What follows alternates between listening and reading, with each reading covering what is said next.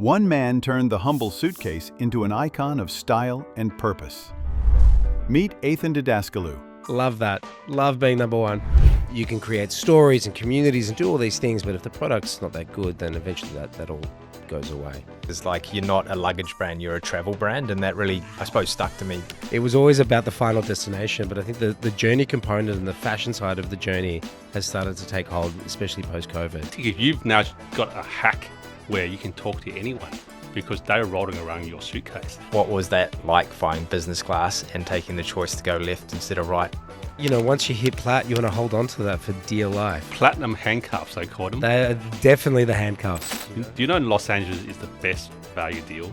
Or maybe I'll hit you up next week. So would you say you're manipulating the system, or you're being manipulated by the system around points? Like, I'm literally, it kept walking. He stopped me and he said...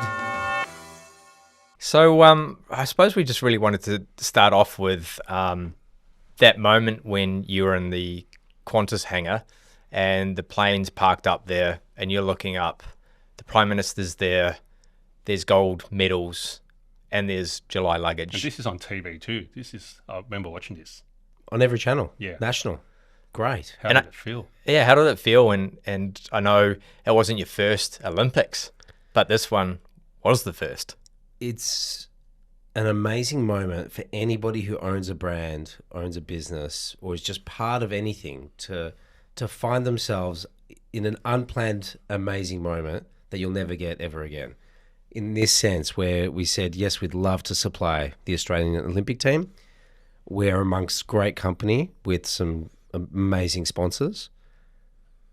And then to be invited for the athletes to come back home after you've been on the journey with them, to then see them get off a private plane, see them handshake the Prime Minister with a suitcase as they exit, in their gear, in everything else. I mean, that we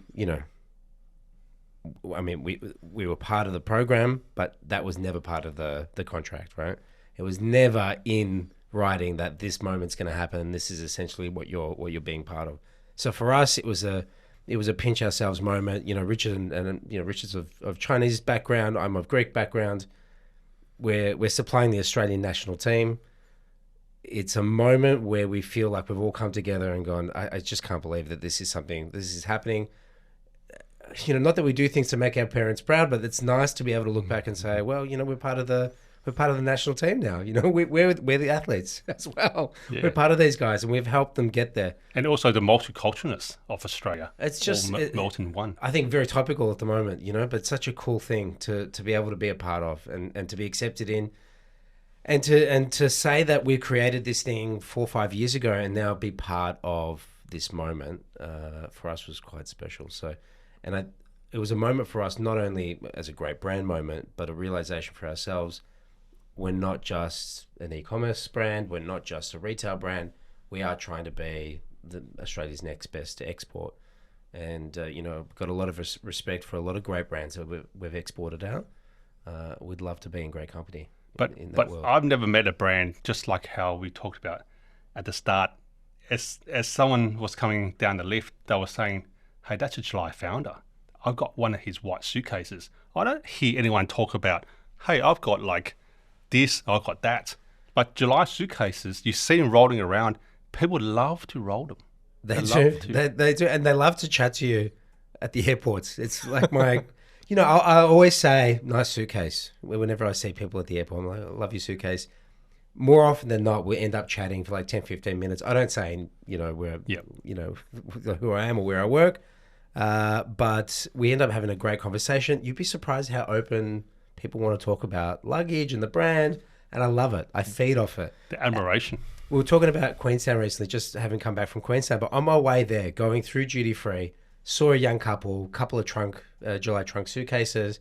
I gave him the wink. I said, "Good looking cases," and then kept walking. And he stopped me, like I'm literally. It kept walking. He stopped me, and he said, "You're the founder of July, aren't you?" The July wink. Awesome. How did you know? He goes, "Oh, I had a feeling," and then we ended up chatting. We ended up spending 15 minutes in the duty-free section talking just about suitcases and his trip. And, his missus got the suitcases for his birthday, and they're on their way to Queenstown as well. So we had a bit of a laugh, but I love it. I love those moments. And I'm surprised, as much as anybody, that people want to stop and talk about luggage. Well, you made luggage sexy. Like in the prior before you guys came on the scene, it was just a bag. Yeah, you weren't talking to people down the bottom of the elevator. Oh, look at that Samsonite. No. Oh, look at that Delsey. No, but you'd always just borrow somebody else's, right? I remember I never really owned a suitcase. I used to just borrow people's and do whatever. So it was always about the final destination. But I think the journey component and the fashion side of the journey has started to take hold, especially post-COVID. So on the topic of destinations, like obviously, and I think I caught a comment before the podcast, is like, you're not a luggage brand, you're a travel brand. And that really, I suppose, stuck to me leaning into this, is that where did this come from? Like the destinations that's helped shape your thought process, Richard's thought process into creating what July is. Like the culture and the community that you have within July and the team, like we just walked around, it's so consistent, but yet so unique in every shop. And maybe talk about some of those destinations that have helped shape what's gone into July. Yeah, I mean, there's no one moment or destination. You know, Richard and I have both had very different travel experiences in the last 20, 30 years of our lives. For us, it always comes down to, it starts with product. So the business sits on the shoulders of great product. And so, you know, at the end of the day, you can create stories and communities and do all these things, but if the product's not that good, then eventually that all goes away. Yeah. So for us, it's always been about product. We made sure that the product represented our values, was as unique as possible. We got the quality, got the styles right. Very lucky in the sense that the market accepted the first designs that we put out, and that helped us then get to the next step of doing what we wanted to do. And then it's about the philosophy of how you want to run the business. Retail. We did retail. We've never folded a t-shirt in our lives. We've never done retail, right? We're hospo guys. We've always mucked around. So from our perspective, doing retail within the first 6 months of starting the business was our first like forced philosophy set in of like, we're going to commit to doing things just beyond what was expected of us, being e-commerce bros. Yep.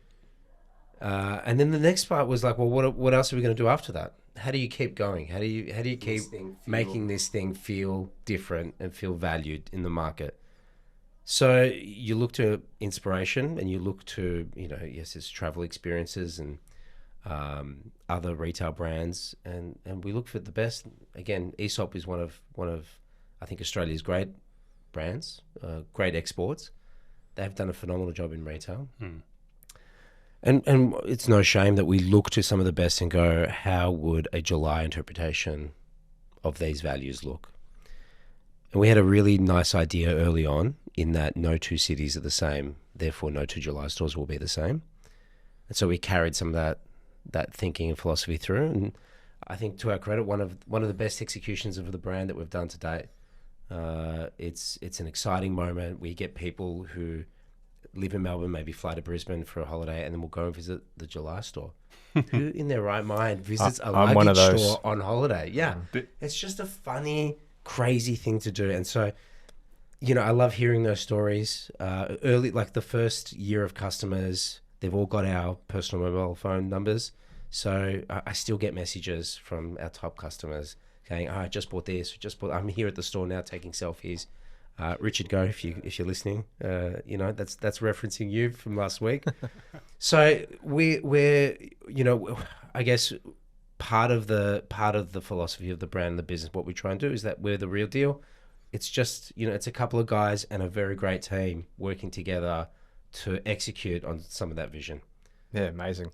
I'm going to quote a reference from your ideas are just problem-solving activities. I just absolutely love that. I think that kind of leans into what Steve's been doing for 12 years in the business class space. Again, it's just problem-solving activities for you.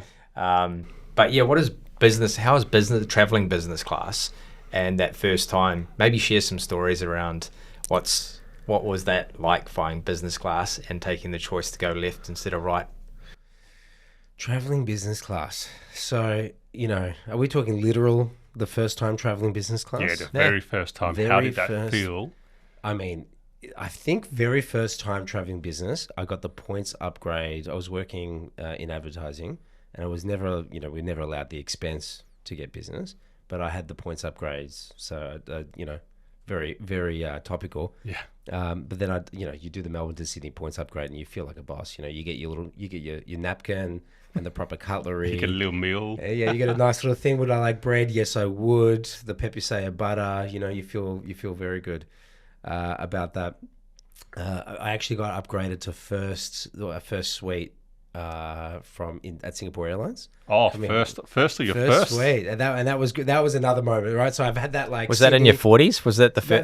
That was in the 30s. That was but I just like when you get one of those, whether you're hungry or not, you don't care. You get the caviar and the champagne. You have it's only happened once. You don't go to sleep. You stay awake for the whole journey. I did take the Bose headphones in the suite. Don't listen to that. Don't do that again. No, well, I was young. I'm like, I'm going to take everything from this thing, and I took those Bose headphones without realizing that the plug triple. The triple. Well, it doesn't work anywhere. It doesn't have a sticker that says "Don't take them." Exactly. I just couldn't believe it. So you definitely got the jammies and the water and everything. Right? Nicking things from an airline is a rite. It's a rite of passage. Virgin Atlantic are famous for doing the salt and pepper shakers. Yep. Underneath them, they say stolen from Virgin Atlantic. Nice. Knowing that people are 100% going to steal them. So I've had some funny moments, and obviously you go through those, and you want as much business class as possible, right? Have you had any chance encounters where something happened because you flew business? Well, definitely at the lounges. So when you're flying business, you get the better lounge access, and at the lounges, I always meet super interesting people. Is it because people know you now? They go, "Oh, I think I know that guy." It usually starts with me prompting them on their suitcase and going, "Great suitcase," and then we have a chat. I think the last. Do you literally have the July wink? Yeah, we do. You've done it 3 times now. Do it too, right? Yeah, I do the wink and the finger. I think Peter Philopoulos, who was the marketing director for Football Australia, was the last guy that I'd met. And, turned into some great conversations. And then me trying to obviously do a Matilda's suitcase when they were killing it in the World Cup. Yeah. So I've just, things just snowball when you meet great people. You got to be open to the chat, though. Mm-hmm. I think that's the main thing. Doesn't matter flying business first. Doesn't matter where you are in the world. You've got to maintain that you're open to chat. So basically, you've now got a hack where you can talk to anyone because they're rolling around your suitcase. So no one is off bars. You can actually talk to anyone. There's a beautiful thing with airports, particularly international. There's a lot of time to kill. Yes. There is a lot of time to kill. And they talk about it as the perfect retail opportunity when you're airside and you've got that 3-hour time where you just want to spend some money and blow 2-3 hours walking around. In those moments are the best times to meet people because if they're sitting in the lounge and they're bored out of their brains and you can find common ground somewhere, it's a great time for a chat. And they're there for a reason. You're there for a reason. It is a perfect moment to talk about the trip, where you've come from, where you're going, the families that they're with and they're traveling with, or maybe some of the things that they've overcome, some tips. There's just some really good moments. It's one of those times where I think people are happy to chat because they don't think they'll ever see you again. Maybe. So they're happy to expose themselves. And they got nothing. Well, number one, they got nothing to do. Because only to fly, to catch. Number 2 is they don't believe they ever see you again. And number 3 is they're going somewhere. So I've met plenty of people on the plane where they're going places which I had no idea why you would be on this flight. But they talk and talk and talk, and I know I'll never see them again. Yeah. It's the best conversation you have. Yeah, because it's everyone knows what they're in for. Yeah. They're there to kill the time together. They want an engaging, fun conversation, and then goodbye. Yeah, I think playing back on some of your travel experiences, like what's something fond in your time, whether it's going back to Greece where you're from, or the Olympics, that week in the Olympics, like what have been some of those highlights in your travel experiences? I mean, there's so many. Oh, Queenstown, maybe? Should we just keep it? Yeah, I've just come back from a week of skiing in Queenstown. Fantastic place. It's my second time this year. Absolutely love going. Can't believe it's only a few hours away and I don't go enough. It's so undiscovered. Oh, it's beautiful. Actually, reminds me, we've got a warehouse for the US in Salt Lake City, and it reminds me a lot of that. Just surrounded by mountains. the sort of Alpine region. Great people as well. So I really loved going to Queenstown. And again, this is my year of firsts. I'm trying to get as many firsts in as possible, or year, decade, however I can fit it in, and managed to get a pretty decent leg injury. First one. It's my first one. It's my first major injury. So I've ticked that box, I guess, and that's shaped me a little bit. But I mean, every year we try and do something. Every year, and what you do changes, because if you talk about 10, 15 years ago, no family, no kids, your travel experiences are very different. You're trying to get as many mates as possible, trying to go out as much as possible, and trying to max out your money because you're not earning that much. Yeah. Now, a little bit later in life, wife, kids, it's a lot harder to have the flexibility, but your travel experiences change you. You know, so you go to Thailand and have a moment in Thailand together, or you'll you guys see family, or driving holidays now make a lot more sense. Yep. You know, so as opposed to flying to Queenstown, maybe you're driving to Bright and parking it up there and just lighting the fire. And sometimes lighting the fire is enough. That's unique as well. What's on your list of first? What have you got on your massive list, short list of first that you're hoping to do? Well, I'm hoping to do more driving around Australia. I haven't done that yet. So, getting around the coast of WA and then sort of driving around the perimeter of Australia would be, I think, a very cool thing to do. I mean, there's so much. Anything that you do travel-wise will shape you. I mean, I haven't done a lot in compared to what the rest of the world is offering. We can definitely unlock that for you, mate. So Sri Lanka, there's so many things. There's so many things to get to. Well, I've got a couple of tips there. If you're flying to Perth, you should fly business. Yeah, that one for sure. Only 83,000 points. That is it? Yeah. Super cheap to fly return business. But nobody wants to fly to Perth. That's the problem. It's like 2 time zones away. It kills you. Yeah, it's a lovely place, but it absolutely kills you on the time zone front. Well, that's the thing. It's like for something that they sell for $5,000 retail, you can get for 83,000 points. It's pretty So good. Those are the best deals. So I like that. I like knowing these deals. It's a good deal. Yeah. So would you say you're manipulating the system, or you're being manipulated by the system around points? It manipulates me 100% because double status credits happen, and all of a sudden I'm booking flights a year out that I may or may not do. So you're the status run guy. Yeah, because once you hit plat, you wanna hold on to that for dear life. Yeah. How do you hold on? Platinum handcuffs, they called them. They are definitely the handcuffs, and we just did a project with Qantas, and I was trying to sneak in a little chairman's access Yep. as part of the deal. No budge. The lawyers just did not. There's no way you get through that. But yeah. I mean, Steve cracked my status run handcuffs. It's interesting. Once you fly business class, you don't have to worry about status. that's right. And yeah. that's after 20 years of owning a travel and events company and paying business class too many times. So yeah, you might want to I double have a click. complete different philosophy around status, because the whole idea about status is that you can get upgrades. You get upgrades, you pay for economy, you get upgrades to business. Yeah. But if you've already flying business class, then you already got all the benefits that the status gives you. Of course, Platinum gives you first class lounge, business like Gold gives you business class lounge.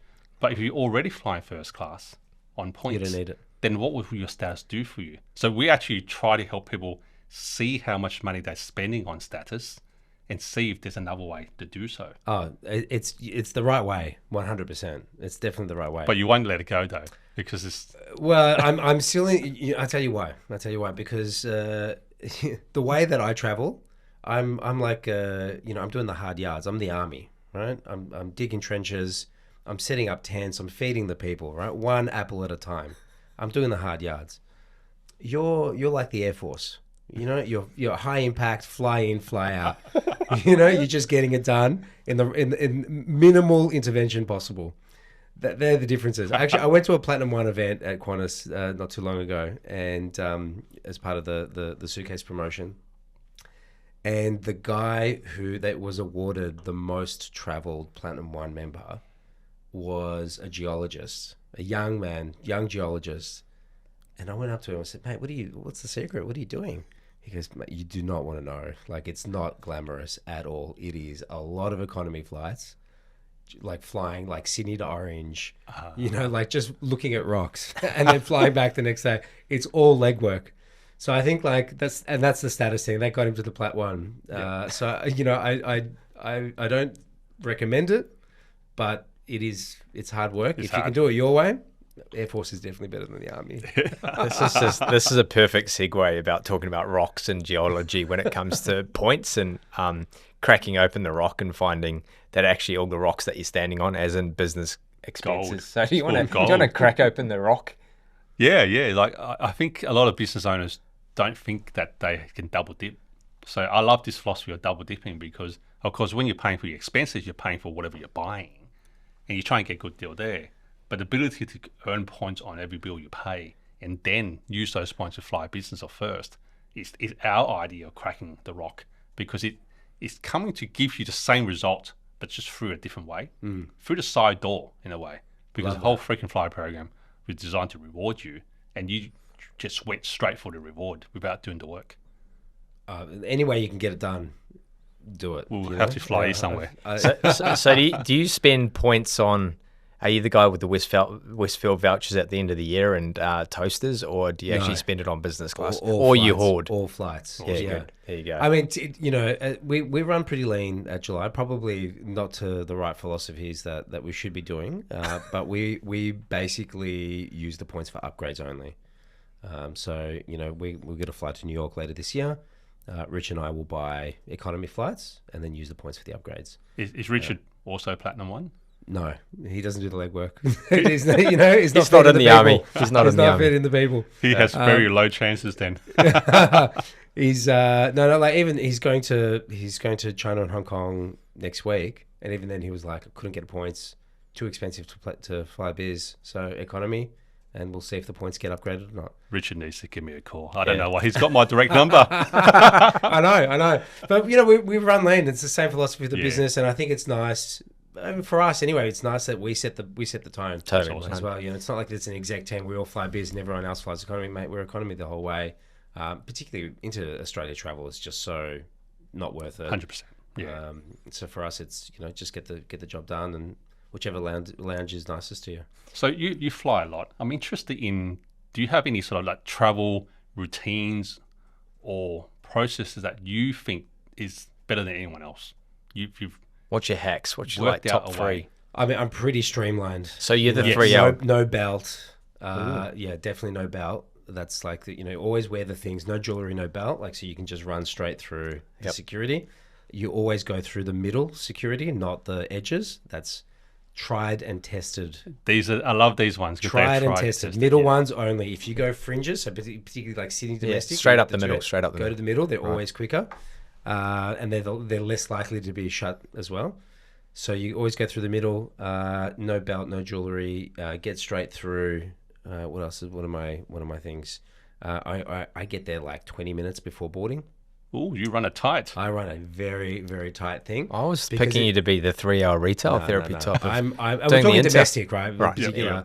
But like I'm at there's a bell curve of opportunity with this thing. Right. You hit that sweet spot. And if you're just a couple of minutes late or the security is too hard, they'll rush you through.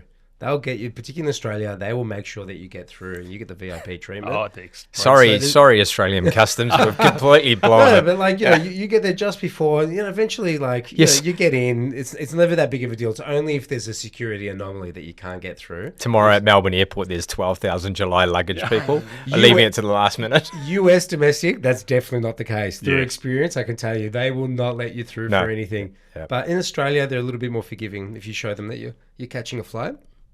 So I'm always there 15, 20 minutes before boarding, in and out. What else? What else is there? I mean, the packing stuff's probably a pretty simple one, but like roll your stuff and only pack half your suitcase.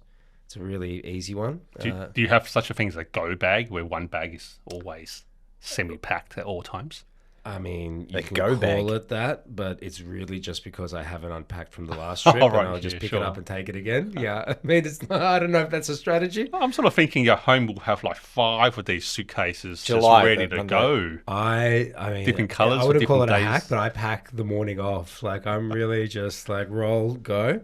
Double the amount of underwear that you need per day. So if you're going for 5 days, it's 10 pairs of underwear. You want them, in case anything happens in the morning, in case anything happens at night. It's always, the underwear is the most contentious thing when it comes to packing. So if you need a formula, however many days, twice the number double for, up. Yes, awesome. for undies.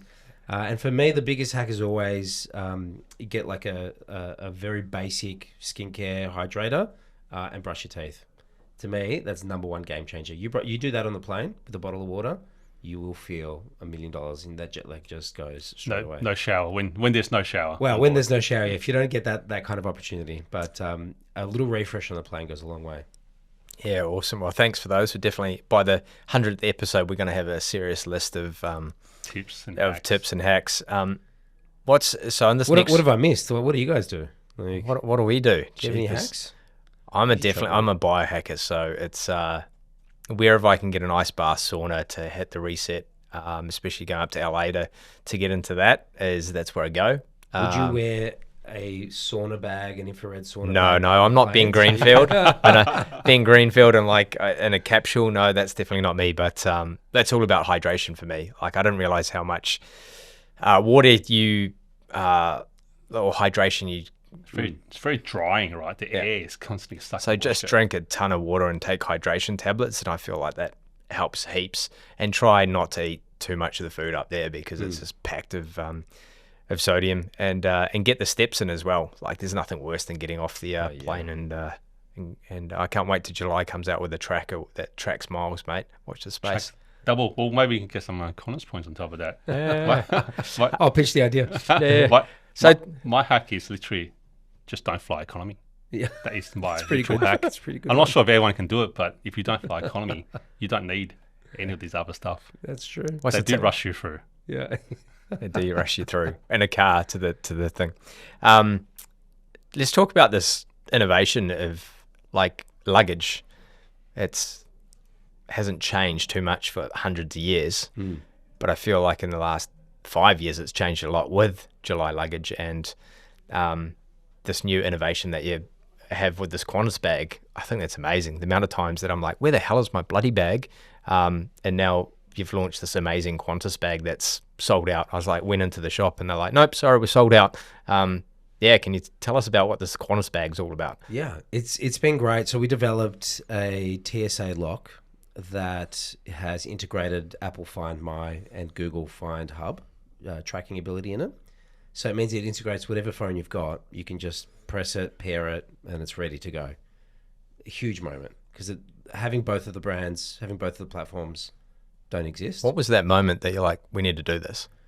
I mean, we've seen a lot of the cards come out. You know, those like the Tile air ones. tags, yeah, and they're sort of like air tags, but as a card, so it fits in your wallet. You see all this junk that's coming out, which is, I mean, useful to some degree, but if you forget to put it into your suitcase, then it's a lost cause. Sure. So it's the same with when we first launched July. We have power banks underneath the handles. And early days, people were like, well, I can just buy a power bank. Why do I need a suitcase with a power bank in it? You don't, but it's integrated. And when you do lose power while you're traveling, isn't that handy that it's there? You've forgotten about it, but it's ready to go. So handy. It's the same with the tracking, or rather now the next step with the TSA locks. Early days, if you remember 20 years ago, suitcases, you needed to buy those little locks. Yep.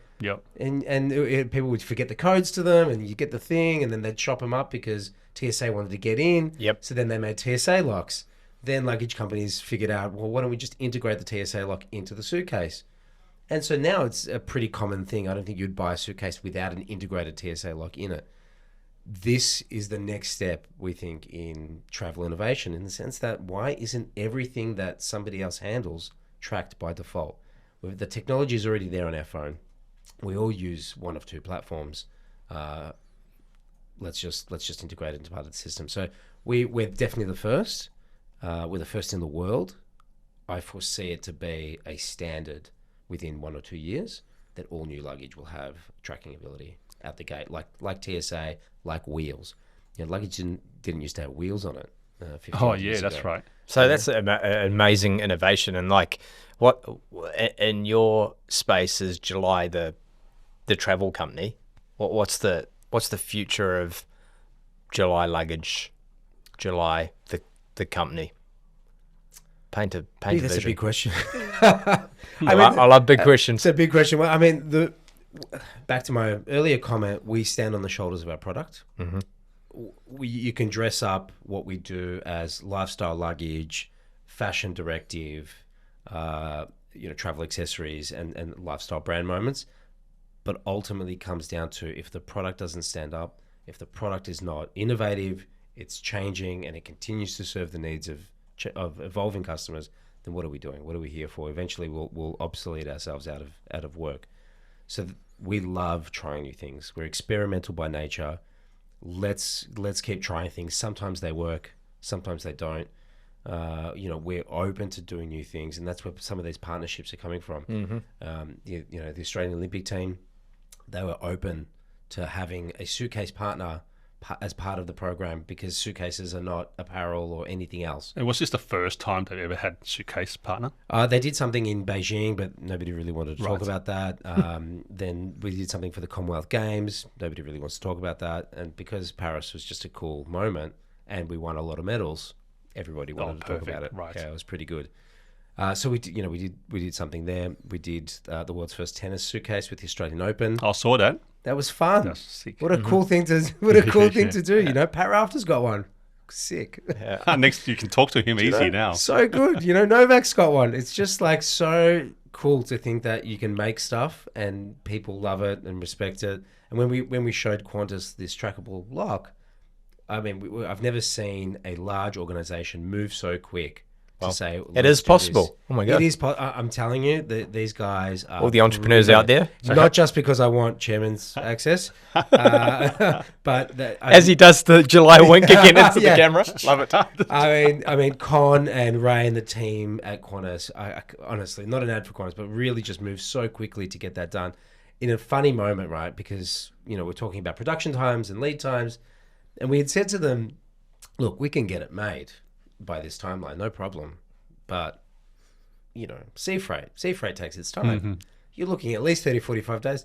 And Con just leans over, he goes, do you know who we are? just send it to us, mate. We'll take care of it from here.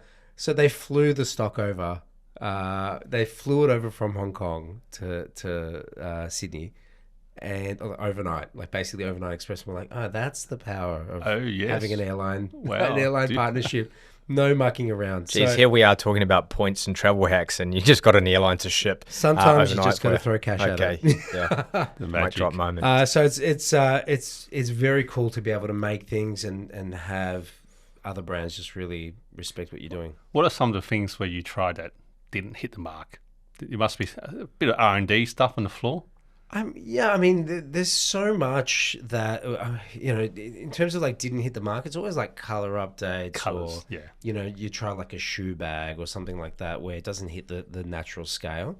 But nothing major. At the end of the day, there's nothing really major. Post-COVID travel is such a boom that as long as you're... Yeah, well, we don't want to touch on the past, and obviously epic that you got through COVID, and we don't need to go back to literally everything came to a grinding halt. But the travel companies that did survive are absolutely booming, and so to your point, like COVID's a bit of a marketing machine for luggage, right? Travel. And travel. Post-COVID travel is huge. Yeah. Actually, I saw some data today that, we had post-COVID travel boom. Then we had the return to home. The economy was tough. Everybody's cooking back at home again and staying home more. And now we're getting the post-COVID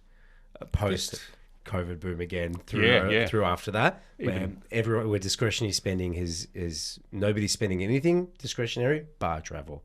It's like going back to the post-COVID peaks. We've seen that in our business. So people are booking more points flights than ever. Like I think 2025 was a bit of a lull, but we've seen heaps for 2026 because I think people who travelled last year are not travelling this year because hotel rates and everything's so sky high.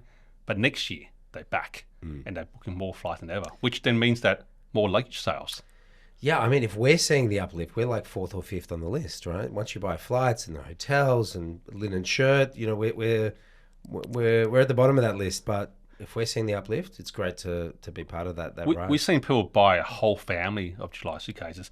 The thing is that you guys have a lifetime guarantee. So we'll get to a point where everyone just have every suitcase. They'll never need to buy another one. That's the dream. That's how we measure our success. When we go to the airport and we're looking at carousel share, you know, Melbourne and Sydney, feeling pretty good about ourselves, right? We get there, we're like, cool. It's like, you know, Index 7 out of 10. It's not bad, you know. Melbourne to Brisbane, yeah, you know, not as much, but getting there, maybe like, you know, 2 out of 10. You know, Melbourne to Perth, Sydney to Perth, not that many, so we've got to work on that one a little bit. It's like, you know, if we fly to the US, we're like, okay, cool. You know, LA, there's quite a bit. Yeah, you're basically spotting the Aussies more often than not, because it's the Aussie passport. It's the July carry-on. Queenstown, not too bad. You know, for us, that's how we measure. It's a subjective measure, but that's how we measure our market shares through carousel share at the airports. What's on the travel bucket list? What do you got on the bucket list? Once you repair your ACL and your thumb. Yeah, I mean, that would have changed. We won't talk about the other injuries. Yeah. Would have changed a few things. Travel back. I mean, Sri Lanka. My wife is of Sri Lankan descent from Singapore, so we haven't been. Is that a little side trip from Sri Lanka to Maldives as well to get the double tick? Oh, maybe. Is that the secret? It's close. It's close. So yeah, definitely want to do that. We'll be spending a lot of time in the US. Growing that, and really in a really fun way. So we've been experimenting across Asia through different business models, through wholesale, retail partners, and we have we're doing a joint venture in Korea, where we've seen over the last year and a half the sales go through the roof, and so we've kind of looked at each other and gone, Korea, cool, let's give Korea a go. So Korea for us is going to be the next big international play, and I've never been to Seoul. I'm about to go. I know every K-pop Demon Hunters song off by heart now. Don't we all, dads? I'm deep. I am deep into Korean. How old are your kids? All under 7. Ooh. And they love it. Dance parties every night. Yeah. I'm just thinking in terms of, so you're going to Los Angeles. I'm the points guy. I'm thinking, do you know Los Angeles is the best value deal? Is it? Well, how much is it? So $250,000? 204,000 Virgin points for business class return. Not bad. And about 260,000 points on Qantas for business return. It's not bad. Or a $10,000 ticket if you buy. Oof. So it's actually really, really good value. It's good value. Points. But they get you from LA to New York, right? Like that's the that's the next leg. Oh, no, that's not too bad either. Is it? Yeah. Yeah, maybe I'll hit you up next week. And Maldives as well. That's also excellent on SQ. So I'm just thinking, wherever you go to all these places, and thinking, how do I construct this itinerary that you can get there by points, and then you can just go on repeat? My big thing with Steve too was we all pre-programmed to buy return tickets because we want to come home. Yeah. But actually, 2 one-ways when you go business class opens up the window. Does it? Yeah. So, and again, you don't. I used to be worried about status, right? That, well, if a business class is half the price coming back on that way, or half the points on another airline, I don't mind if you go Qatar one way, SQ the back. Yeah. So it's interesting. And because you can't wait until all your ducks line up. So because we taught you, of course, whenever you want to go somewhere, you got to come back, right? So you buy a return ticket, and when you use money to buy a return ticket, it's cheaper than 2 one-way tickets from Australia context. But when you're using points, 2 one-way tickets in points wise, it's the same as a return ticket. So you actually should book 2 points tickets one way. Obviously, one way there, one way back. I've got a lot to learn with the points. And that's how you find seats. Yeah. If you try to book a return in one go, you're waiting for 2 ducks to line up. It's tough. Very rare, yeah. Yeah. What's on the bucket list for you guys? What am I missing? What do you guys would see? You'd be at the frontier of all the new stuff that's happening, right? Well, Antarctica was pretty special, obviously. Antarctica would be sick. Last year, and we're doing some special projects, and we chartered some ships down there. So that was, some people might have seen Diplo playing on the back of a ship. That was kind of us, and he took his wellness team and 160 punters down there to have a good time. And then, so Antarctica's Steve's going down for his... I'm going in December, Antarctica. Oh. Actually, you should go first. That could be your first. I'm in. Down Antarctica. Count me in. Let's go. Whatever you're doing, count us in, mate. Fly over definitely going. Santiago on business class. So Antarctica for me, Japan, Hong Kong, all that stuff is normal. But for me, there's so many new products out. So Cathay Pacific has got the new Aria class, which has got a door in business class. Nice. Qatar's also great with crew suites. And obviously we've got to pay a huge big thanks to Accor, who are our partners for this podcast. Do you know much about Accor and Accor Plus? Are you a member? I am a member, but I don't know much about the background or anything else. You've got an Amex card, right? I got an Amex card, so you come in Accor Gold or something? Yeah, it comes with Accor or Accor Plus Explorer. Yeah. And what it does is it gives you 2 nights free accommodation. Have you used those? I think I did. Yeah. Because are they peppers as well? Yep. Yeah, I did use them for peppers. And 30% off team dinners up to 10. Yeah, right. So just make sure you get onto I'm those. going to get onto these deals. This is a good learning curve for me. Yeah. Instant gold status for Accor. A lot of people with Amex cards don't have a clue that they got Accor Plus. I mean, we do the typical thing. We pay for the Google and the Meta ads on the Amex card and clean up on those points, and they're probably the 2 big pillars for points. Yep. I think it's Google that turns it off recently. You can't use credit cards now on Google. Is it That's Meta? right. That's right. Yeah, it's one of the 2. So we've lost 50% of our point making ability. Like, what am I? Give me the go. Give me the tips. What's my next? Well, ATO is an trick? easy one. Is it? You got BASs to pay. You said you got Unfortunately, we a do. lot of staff. So there's POYG. You're smashing through. So I'm just imagining how much your BAS bill is. All that can earn points. You just basically pay through. You got to go through a payment service. You don't want to pay your ATO with your Amex card directly. That is a fool's gold, because it looks like it's a cheaper fee, but you only earn 1 point per dollar. Whereas if you pay your BAS bill through a payment service onto your Amex, you earn 4 points, 2.25 points per dollar. So that's probably your easy win. There's rent you can pay, earn points, stock. So you're probably paying FX somewhere. Yeah, for sure, yeah. You can earn points on that. So literally... Enough, Steve. Come on, we've got another 99 episodes. payroll. I love it. I'm all in, mate. You can even earn payroll. But I don't want to be in the army anymore. Join the Air Force. I want Helicopters. the express way. I've got to travel to Korea. There you go. very easy to earn lots of points. That's good. Especially if you're spending a lot of time in Seoul. So all that replicates up into Asia Pacific. Sofitel, So make sure you get Fairmont. There's heaps of core hotels in Seoul, actually. Definitely, like dropping the ball on hotel status. I double down on plane. Definitely drop the ball on thing. But I'm into the Accor thing, but through Amex. Yeah, because what I like about it is that chasing hotel status is really hard, because it's hard to stay at the same chain in different places. Yeah. Because some places got better locations, so it's hard to stay. But with this Accor Plus thing, you basically get gold status straight up. So you don't have to chase this status. They just give it to you. You get these discounted rooms, 15% off, up to 50% off sometimes. I like your vibe, No one likes Don't chase chasing it. things. Easy ways. Don't it. chase. Yeah, they chase me. Yeah, you're the Army, he's the Air Force, I'm the Navy. It's a great right? analogy, right? Yeah, right. Thanks so much for your insights, and I just think it's so cool that we get to meet so many great aspiring Australian founders that are like thinking about export and taking Australia to the world. So hats off to you and the team. I know it's, as you said, it's an army probably behind you as well. And Richard, how many's in the team? I think it's 35 at HQ and another 110 in retail. And what's the next couple of years, Korea, and then trying to crack the US? Yeah, well, a good solid part of the business is already US focused, but we want to be number one there. Korea's cool, man. Korea sets the cultural tone for the rest of Asia, and now increasingly parts of the West. So what a cool thing to be able to dominate there, do well there, sponsor some K-pop stars, and just really start to do some cool cultural stuff that hits global levels. I think that's the big thing. There's a lot of Aussie brands that don't break the world mold. They try. They're happy within their 25, 30 odd million. Yep. And they sort of stick to it. And then they jump over to the US or the UK because they speak English.